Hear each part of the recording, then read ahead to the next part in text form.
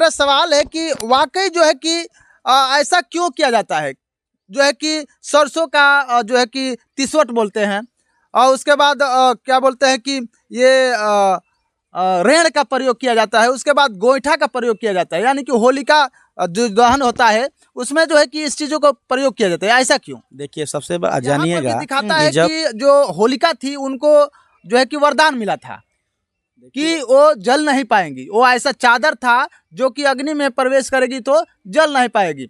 उस प्रहलाद को जलाने के लिए होलिका जाती है, उस पर बैठती है, ये चीज दिखाया जाता है। लेकिन आप कह रहे हैं कि सीधा बलात्कार किया गया है, उनको हत्या किया गया है। देखिए सबसे बड़ा चीज, और इस दौर में कहा था, कार्ल मार्क्स ने भी कहा था कि ये धर्म जो है अफीम से भी खतरनाक है। अब अफीम आप जानते हैं कि एक बार पी लीजिए, दो बार पी लीजिए, मानसिक गुलाम हो जाइएगा, चाहत में उसका पागल हो जाइएगा। इसी तरह धर्म भी है जो आपके मानसिक गुलाम बना देता है, आपके मस्तिष्क को कंट्रोल कर लेता है और आप जो है चाहते न चाहते हुए भी आप उसको गलत चीजों का समर्थन कर देते हैं।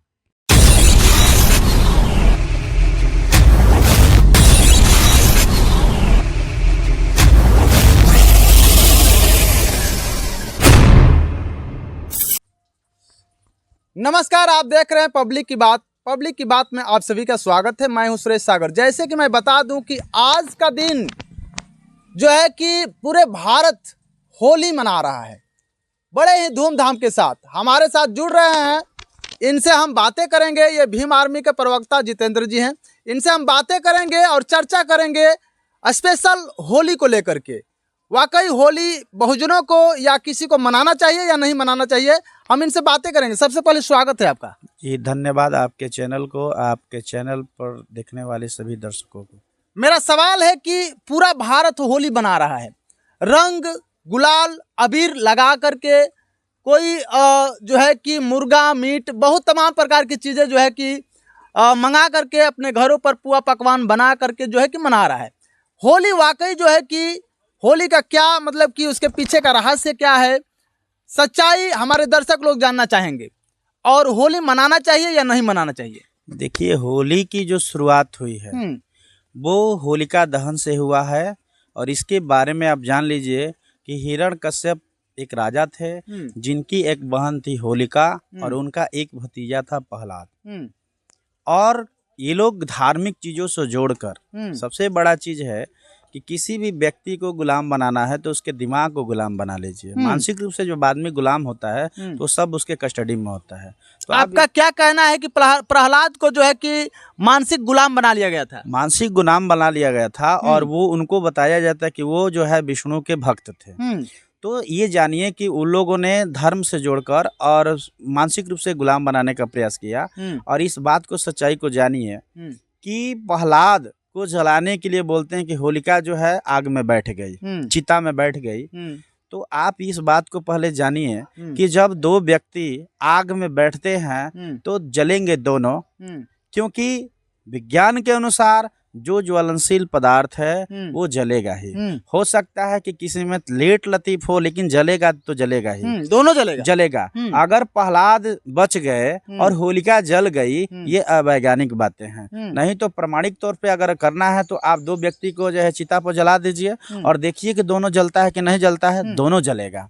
लेकिन वहाँ जो है अवैज्ञानिक बातें की जाती है और उन सच्चाइयों को छुपाने का प्रयास किया गया है। क्योंकि आप इस तरह जानिए कि होलिका के साथ सामंतवादी और मानववादियों के द्वारा उसके साथ सामूहिक बलात्कार हुआ और उसके बाद वहाँ पर जो है इसका खुशी मनाया गया, शराब पिया गया और उसके लाश को, उसके साक्ष्य को मिटाने के लिए उसके लाश को जलाया गया, जिसमें जो सरसों का तिलबट होता है उसका यूज किया गया और बहुत सारे हल्के हल्के चीजों का यूज किया गया। मतलब कि मेरा सवाल है कि वाकई जो है कि ऐसा क्यों किया जाता है, जो है कि सरसों का जो है कि तिसवट बोलते हैं और उसके बाद क्या बोलते हैं कि ये रेड़ का प्रयोग किया जाता है, उसके बाद गोईठा का प्रयोग किया जाता है, यानी कि होलिका जो दहन होता है उसमें जो है कि इस चीजों को प्रयोग किया जाता है। ऐसा क्यों? देखिए सबसे जानिएगा कि जब शमशान घाट में लकड़ी मोटी मोटी होती है,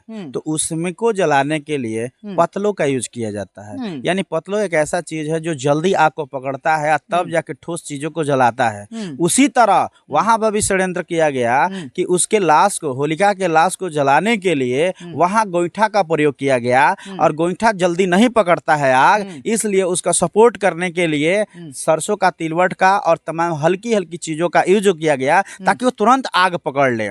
तो ये हुआ। दूसरा नंबर, उसके साक्ष्य को मिटाने के लिए सारी चीजें की गई। तो और उसके बाद जो है उसी के खुशी में जो उसके साथ बलात्कार किए थे, तो बलात्कार के खुशी के तौर पर उन लोगों ने अपने समाज को लेकर एकजुटता दिखाए और एकजुटता दिखाकर अबीर और गुलाल खेले। और इसी चीज को धर्म से जोड़ दिया गया कि विष्णु ऐसे ऐसे मनग्रंथ कहानी गढ़कर और समाज के सामने परोस दिया गया। और ये बहुजन समाज, ये देश के लोग जो हैं वो बिना सोचे समझे इन चीजों को मानते हैं और इनके तथ्यों को नहीं समझ पाते हैं। आप कहते हैं कि विष्णु का जो है कि वो प्रहलाद जो थे भक्त थे, वाकई जो कि यही चीज दिखाता है। लेकिन यहाँ पर भी दिखाता है कि जो होलिका थी उनको जो है कि वरदान मिला था कि वो जल नहीं पाएंगी। वो ऐसा चादर था जो कि अग्नि में प्रवेश करेगी तो जल नहीं पाएगी। उस प्रहलाद को जलाने के लिए होलिका जाती है, उस पर बैठती है, ये चीज दिखाया जाता है। लेकिन आप कह रहे हैं कि सीधा बलात्कार किया गया है, उनको हत्या किया गया है। देखिए, सबसे बड़ा चीज आपको उसके उदाहरण के तौर पर आपको और एक ताजा तरीन आपको उदाहरण दे रहा हूँ कि जब उत्तर प्रदेश के हाथरस में मनीषा के साथ बलात्कार हुआ, पूरे देश के लोग जानते हैं इस घटना को, और उसकी सामूहिक बलात्कार होने के बाद खेतों में उसकी रीढ़ की हड्डियां तोड़ दी गई। और उसके बाद आप भी जानते हैं कि उसके साक्ष्य को मिटाने के लिए हॉस्पिटल से जब उसका लाश जाता है तो 2 बजे रात में प्रशासन के लोग उस बलात्कारियों को संरक्षण देते हुए और उसके लाश को 2 बजे रात में जला दिया गया और उसके परिवार तक दाह संस्कार के लिए नहीं दिया गया। तो आप जब हिंदू की बात करते हैं तो उसको तो मिलना चाहिए ना, उसको मोक्षाग्नि देने का मौका मिलना चाहिए, लेकिन ये भी नहीं मिला। आप जान लीजिए एक बात, जहां सामंतवाद पे प्रहार होता है, जहां बहुजन समाज की बात आती है तो उसके साक्ष्य को मिटाने के लिए लोग कुछ कर देते हैं, वहां धर्म आड़े हाथों नहीं आता है। लेकिन मानसिक गुलाम बनाने के लिए इन लोगों ने जो है धर्म का एक सहारा लेते हैं और उस चीज को धर्म से जोड़ के देखते हैं। ये लोग कुतर्क देते हैं और उसी कुतर्क के आधार पर लोग मान लेते हैं, परंपरा बन जाती है।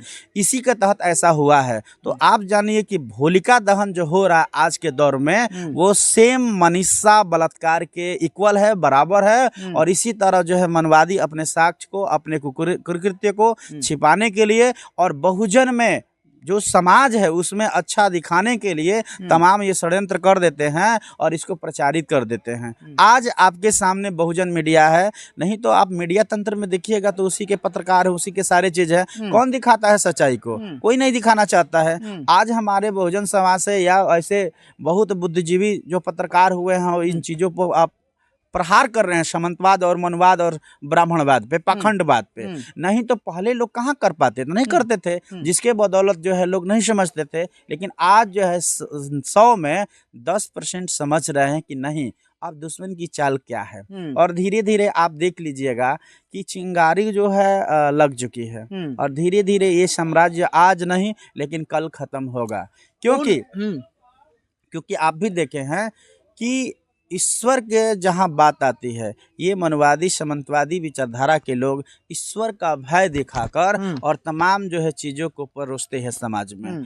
आज हमारा समाज उस चीज़ से डरता है और जिसके बदौलत जो है ये चीज़ों को करने पर मजबूर भी होता है और कुछ लोग जो है अज्ञानता बस भी करते हैं। ईश्वर की बात करते हैं, ईश्वर पर आप विश्वास करते हैं या नहीं? ईश्वर है या नहीं? देखिए, ईश्वर नहीं है, है ना। प्रकृति किस स्तर से आप कहते हैं? इसलिए कहते हैं कि प्रकृति की सारी चीजें हैं लेकिन ईश्वर नाम का कोई चीज नहीं है। और इस दौर में भगत सिंह ने इस बात को साबित कर दिया और उन्होंने कहा कि मैं नास्तिक क्यों हूँ। उन्होंने किताब लिखा, उसमें एक बात उन्होंने कहा कि अगर लोग कहते हैं कि ईश्वर के बिना एक पत्ता नहीं हिलता है, नहीं हिलता है, तो ये बताइए कि ईश्वर के सामने ही तो बलात्कार होते हैं, ईश्वर के सामने ही तो दलितों की हत्या हो जाती है, ईश्वर के सामने ही जो शिशु बच्चा है उसके साथ बलात्कार हो जाता है। तो किस कैसा अस्तित्व, यानी कि ईश्वर की मर्जी से गलत भी होता है और सही भी होता है, ऐसा नहीं हो सकता है।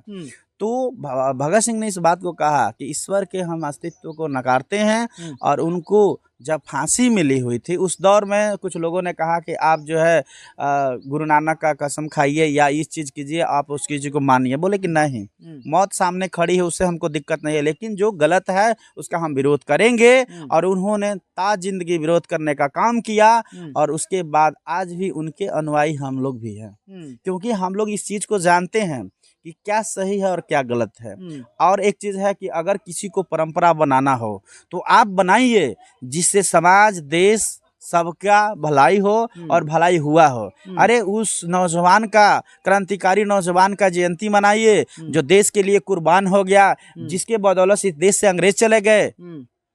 उन शहीदों को याद कीजिए, वो परंपरा बनाइए और अपने बच्चों को वैज्ञानिक तार्किक चीजें दीजिए। पहले तो आप समझिए एक बात और हमको याद आया कि ब्राह्मणवादी व्यवस्था के अनुसार ही सती प्रथा थी। आप भी जानते हैं सती प्रथा ऐसा था जिसमें पति के मरने के बाद पत्नी को भी उसके लाश के साथ चिता पे जलने की परंपरा थी।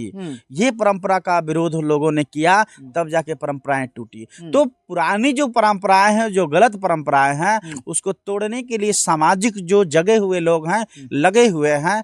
और भगत सिंह जैसे, बाबा साहब जैसे लोग, बहुत सारे लोगों ने दर्शन दिया और समाज को जगाने का प्रयास किया। समाज जग भी रहा है, थोड़ा लेट हो रहा है लेकिन जगेगा और अपनी चीज़ों, इन चीज़ों को समझेगा। और सबसे बड़ा चीज़ है कि हमको हर चीज़ को वैज्ञानिक तर्क की कसौटी पे कसना होगा। जो चीज़ें कही जाती है उसको समझना होगा। उन बहुजन समाज के लिए आपका क्या संदेश रहेगा जो जानते हुए भी वो भी होली मनाते हैं? वो भी जानते हैं कि होलिका जो है कि एक नारी थी जिनको बलात्कार करके लोग मार डाले और उसके जो है कि सबूत को मिटाने के लिए जल्दीबाजी में जला दिए और प्रहलाद को दिखा दिए कि विष्णु के भक्त थे, जो है कि जलाने के लिए होलिका ये की तो वो नहीं जल पाई, वो जल गई और ये नहीं जल पाए। ऐसे जो है कि लोगों को दिखाए और उस चीज़ों को जो है कि हमारा समाज मान चुका है, आज भी मानता है, आज भी होली जो है कि धूमधाम से मना रहा है। उनके लिए क्या आपका संदेश रहेगा? मैं बहुजन समाज के लोगों से, न्यायप्रिय लोगों से, लोकतांत्रिक विचार के लोगों से इस बात का फील करेंगे कि आप लोग जो है, जो परंपराएं गलत है, रूढ़िवादी है, उसका विरोध कीजिए और आप एक सही परंपरा की शुरुआत कीजिए। इंसान के द्वारा इंसान का जो शोषण और जुल्म अत्याचार का जो भी पद्धति है उसका खंडन कीजिए और आप जो है गलत का विरोध कीजिए। कारण ये है कि गलत का जब आप विरोध नहीं कीजिएगा तो वही गलत चीज़ है, परंपराएं बन जाती है। ये सबसे बड़ा चीज़ है। अगर हम विरोध नहीं करते हैं, हम उसको चीज़ों को लोगों के सामने नहीं रखेंगे तो फिर कौन समझेगा इस बातों को। तो इसलिए गलत का विरोध करना चाहिए और सही का समर्थन करना चाहिए। और इन चीज़ों को समझिए कि कैसे हुआ है। बहुत सारे इतिहास को तोड़ मरोड़ के रखा गया है और ये लोग जब भी होता है तो मानसिक गुलाम बनाने के लिए धर्म से जोड़ देते हैं, आस्था से जोड़ देते हैं। हमारे ही समाज के पुराने लोग इन चीज़ों को समझ नहीं पाते हैं, मनाते हैं, लेकिन जैसे जैसे आज का जनरेशन है इन बातों को समझ रहा है, इसलिए धीरे धीरे लोग ये कर रहे हैं। दूसरा नंबर कि कुछ लोग जो है एंजॉय के तौर पे मनाते हैं, खुशी मनाते हैं, जानते हैं गलत है, फिर भी उसके बहाने गलत। एक बात ये नहीं है कि बहुजन समाज के लोगों में गलत नहीं है, अगर विचारधारा गलत है तो वो गलत आदमी है, चाहे कोई भी जाति का हो। अगर बहुजन समाज के लोग होलिका दहन का समर्थन करते हैं तो जाहिर सी बात है कि वो भी मनवाद और सामंतवाद से ग्रसित हैं, चाहे जानबूझ के हो चाहे अनजाने में जो है ये है, लेकिन है। ऐसा नहीं है कि बहुजन समाज के लोग गलत नहीं करते हैं, ये गलत कर रहे हैं तभी तो उसका समर्थन कर रहे हैं। जो सही है और जिसके अंदर सही चीज को प्रतिस्थापित करने की हिम्मत है। एक चीज जान लीजिए कि परंपरा का विरोध जानने की हिम्मत कुछ ही लोगों में होता है जो तार्किक रूप से मजबूत होते हैं और जो चीजों को समझते हैं। नहीं तो लोग जो हैं सरेंडर कर देते हैं, आत्मसमर्पण कर देते हैं पुरानी परंपराओं के सामने। तो आप देखिएगा, और बहुत सारे क्रांतिकारी योद्धा हुए हैं, बाबा साहब हुए, चंद्रशेखर आजाद हुए, भगत सिंह हुए, जिन्होंने गलत परंपराओं का विरोध किया और मरते दम तक किया, जिसका नतीजा हुआ कि भगत सिंह का शहीद हुए लगभग 100 वर्ष, 70-80 वर्ष हो गया, लेकिन आज भी उनके बहुत सारे अनुयायी जिंदा हैं। हमने बाबा साहब को पढ़ा, हमने चंद्रशेखर आजाद को पढ़ा, हमने क्रांतिकारियों को पढ़ा, हमने भगत सिंह को पढ़ा, हमने कार्ल मार्क्स को पढ़ा, तब जाके हमारे अंदर हिम्मत आई कि हम जो है इन गलत परंपराओं का विरोध कर रहे हैं, अन्यथा लोग नहीं कर पाते हैं। और इस दौर में कहा था कार्ल मार्क्स ने भी कहा था कि ये धर्म जो है अफीम से भी खतरनाक है। अब अफीम आप जानते हैं कि एक बार पी लीजिए, 2 बार पी लीजिए, मानसिक गुलाम हो जाइएगा, चाहत में उसका पागल हो जाइएगा। इसी तरह धर्म भी है जो आपके मानसिक गुलाम बना देता है, आपके मस्तिष्क को कंट्रोल कर लेता है और आप जो है चाहते ना चाहते हुए भी आप उसको गलत चीजों का समर्थन कर देते हैं। जैसे कि आपने सुना, हमारे साथ थे भीम आर्मी के प्रवक्ता जितेंद्र जी, और इनका विचार कैसा रहा आप कमेंट बॉक्स में जरूर बताएंगे। और यदि हमारे चैनल को सब्सक्राइब नहीं किए हैं तो कृपया करके सब्सक्राइब कर लें। आप लगातार बने रहें और देखते रहें पब्लिक की बात। धन्यवाद।